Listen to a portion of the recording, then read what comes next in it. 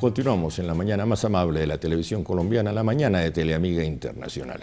Hoy en la entrevista, como lo señalé anteriormente, el invitado, el abogado Carlos González Puche, es jugador profesional, es jugador de Millonarios, patadura en su momento, perdió Millos ayer, qué lástima.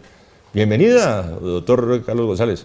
Adolfo, muchas gracias por la invitación, como siempre, teniendo la oportunidad de dar la voz de la otra parte del espectáculo, de la otra parte de la actividad, y bueno, muchas gracias por la invitación. Muy complacido. Gran crisis en el fútbol mundial, corrupción, sobornos, plata por debajo de la mesa. Crisis con el señor Blatter y el señor Blatter ahí, y sigue ahí. ¿Cómo afecta esta crisis al fútbol colombiano? Bueno, las investigaciones están andando. Es claro que las personas con las cuales se contrataba el servicio de televisión, la comercialización de la televisión en las Copas Américas están detenidas.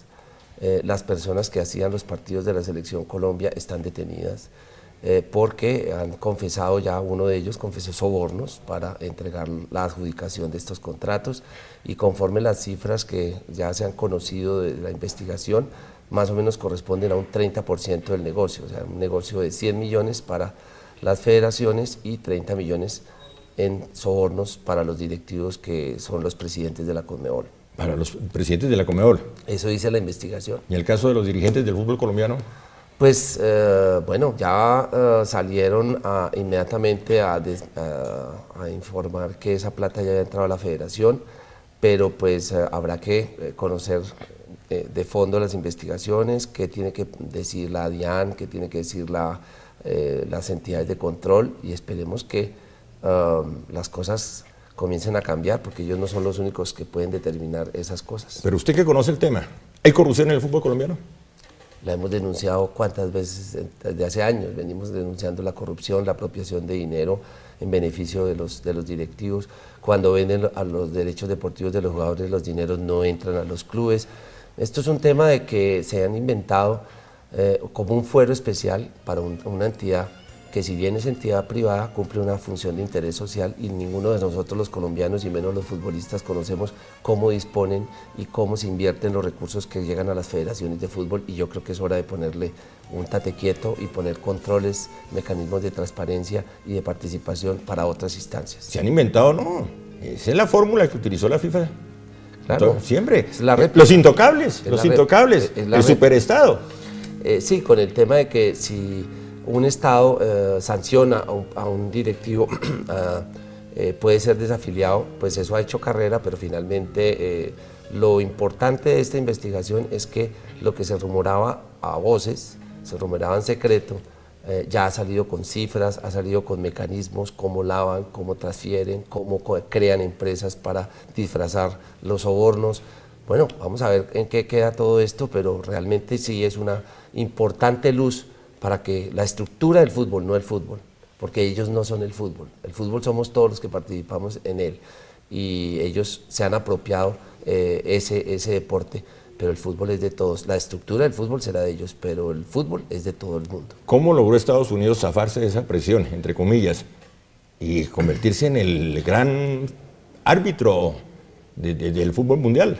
Porque son delitos que al tipificarse las conductas tienen la capacidad de investigar, y esto todo se produce justamente por un exfiscal de apellido García que la FIFA designa dentro de su comisión de investigación. Las investigaciones en la FIFA nunca han terminado en absolutamente nada. Caso Colombia, el caso Colombia. Entonces, no, en Colombia las investigaciones que ha adelantado la Comisión Disciplinaria de la Federación tampoco nunca han terminado en nada. Soborno de árbitros, amaño de partidos, jamás, porque el negocio, en la medida en que se desprestigie, afecta a todos. Entonces, dentro de la familia del fútbol no se pueden decir esas cosas, porque eso desprestigia a la familia del fútbol.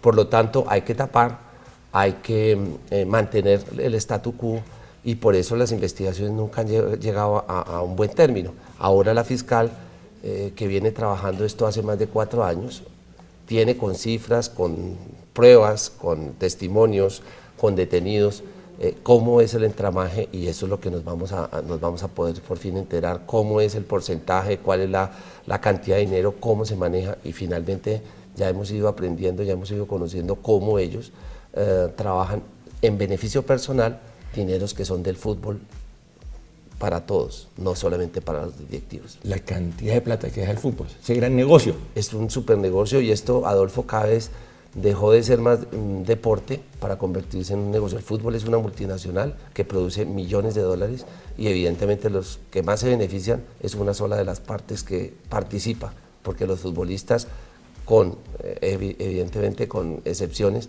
pero la gran mayoría de los futbolistas del mundo no son Messi y no son Ronaldos. Esa es la gran contradicción. Unos muy ricos y otros muy pobres. Muy pobres. Y a nivel de clubes sucede lo mismo. Lo mismo. Un Real Madrid y un Deportivo que tapita. De Colombia, un Expreso Rojo. Un Expreso Rojo. Sí, pero finalmente el negocio es el mismo, la estructura es la misma, y la distribución nunca ha sido equitativa. No, qué corrupción, qué caos. ¿Cómo va a afectar esto al fútbol mundial? Esperemos que con cambios radicales. Nosotros aspiramos a que los manejos de la FIFA, los manejos de las estructuras y de las federaciones se repliquen, permitan crear mecanismos de control, mecanismos de transparencia, para que todos sepamos cómo llega, cuánto llega y a qué llega dentro del fútbol, porque son muchos los rubros que en Colombia podríamos decir que están descuidados. Todo el tema de la profesionalización de los árbitros, todo el tema de la fútbol femenino, por ejemplo, que todos salimos a vitorear a nuestras futbolistas femeninas. ¿Y qué pasa? Ellas no tienen ningún tipo de garantía, no tienen ningún tipo de bonificación, no reciben absolutamente nada por representar al país, porque son futbolistas aficionadas. Entonces, todo ese tipo de temas, si la plata se encarrilara de manera más, digamos, más organizada y con mayores controles, seguramente alcanzaría para muchas más actividades. Es que incluso no se cumple con la legislación laboral del país. Yo creo que en eso, gracias a la oportunidad que hemos tenido, hoy los jugadores tienen todos seguridad social, hoy todos tienen salario, los jugadores profesionales, pero esto ha sido una lucha de 12 años. Es que la gran paradoja, Adolfo, es quienes, muchos periodistas deportivos, muchos directivos, han manifestado que yo quiero acabar el fútbol. Sí, yo quiero acabar ese fútbol corrupto, sí lo queremos acabar. ¿Usted qué denuncia? Que la complicidad es general, periodistas deportivos, jugadores, dirigentes. Claro, porque finalmente el sistema es uno solo, y quien va en contra del sistema es borrado del sistema. Por lo tanto, en provincia, pues dígame un periodista deportivo que no narra o que no comercializa su producto, su espacio. En provincia no, en la capital. En la capital. ¿Cuántos de esos periodistas tienen contratos de trabajo con sus empresas?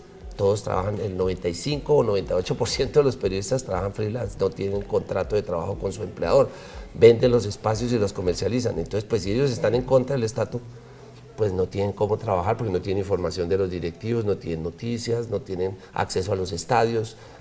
Es toda una rosca, un sistema diseñado para que la corrupción se mantenga. ¿Usted qué insinúa? ¿Que el periodismo deportivo recibe plata por debajo de la mesa? Yo creo que hay beneficios, claro que sí. ¿Y por qué le da miedo? ¿Por qué? Porque obviamente hay beneficios en la medida en que reciben boletas, intermedian, hablan bien o no hablan bien de determinado jugador, de determinado directivo. No, pues obviamente, como en todas las profesiones, como en toda la actividad, se presta para que haya un lado oscuro, y ese es el lado oscuro que tenemos que combatir todos.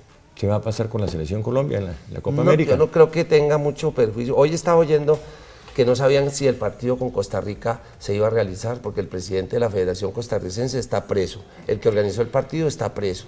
Entonces, pues nadie sabe qué va a pasar, porque apenas las investigaciones están teniendo las repercusiones en cada uno de los países de la Conmebol. Esperemos a ver cómo continúa el proceso. ¿Qué va a pasar aquí, que no nos escucha nadie? ¿Qué va a pasar con el señor Bedoya? No, yo creo que él dice que hoy va a dar explicaciones, y pues los organismos de control, la responsabilidad penal es individual. Esperemos qué sucede, cómo termina la investigación, y seguramente los organismos de control nos tendrán que decir algo sobre el tema, si hay o no hay corrupción en el fútbol colombiano. ¿Por qué los dirigentes se quejan que el fútbol es mal negocio? Yo no sé por qué, porque nunca se van del negocio, siempre están. Usted ve que los mismos se reciclan en otros clubes, pero si el fútbol no es negocio, Ay María, a mí me dicen, es que usted nos va a quebrar, nos va a quebrar porque pido que los jugadores les paguen seguridad social y salarios, y ustedes que llevan con esas prácticas durante un ejercicio hegemónico de una actividad, llevan más de 100 años y no se ha quebrado, ¿por qué lo vamos a quebrar nosotros pidiendo seguridad social y salarios? Por ejemplo, un dirigente que llora y llora, como el señor Pimentel, ¿por qué no se retira? Porque el fútbol es negocio, obviamente. Si no fuera negocio, no estaría en él. Negocio no, muy buen negocio, muy buen negocio. Yo creo que hay unos márgenes bien importantes de negocio y obviamente lo que se deben establecer justamente es controles, es que hacer dinero no es malo. El tema es a dónde va a parar ese dinero, cómo se distribuye ese dinero y si realmente cumple los objetivos. Pregunta final, ¿a dónde va a parar ese dinero? Esperemos que nos cuenten a dónde va a parar. ¿Y usted no sabe? Pues en muchos casos no se tiene claridad sobre eso. ¿Usted no sabe? No. ¿Qué pasa con las denuncias de Carlos González Puche? No, yo no soy autoridad judicial. Esperemos que se puedan probar. Un solo detenido en el fútbol colombiano. No, ha habido detenidos, Bellini cuando era presidente de la Federación. Pero en otra época, la época del... Pero pues justamente aquí, como muchas actividades, el fútbol estuvo en manos del narcotráfico y yo no vi que ningún equipo fuera sancionado. ¿Y sigue en manos del narcotráfico? No, eso ha cambiado, para bien ha cambiado, pero todavía rezamos. Vamos a ampliar este tema en el gran debate con Adolfo Beck este martes, en Teleamiga Internacional, con la presencia de periodistas deportivos, narradores y comentaristas. Esperemos que sigamos continuando con este proceso de transparencia del fútbol que mucho lo necesita, Adolfo. Quiero Muchas felicitarlo, gracias. el hombre que dignificó el fútbol colombiano, Carlos González Puche. No, muchas gracias por la invitación y esperemos de verdad, en beneficio de todo el fútbol colombiano, que estas cosas se aclaren y cambien los procedimientos. Gracias por venir y feliz día. Muchas gracias por invitarme. Ya continuamos en la mañana más amable de la televisión colombiana, la mañana de Teleamiga Internacional, Televisión de Valores.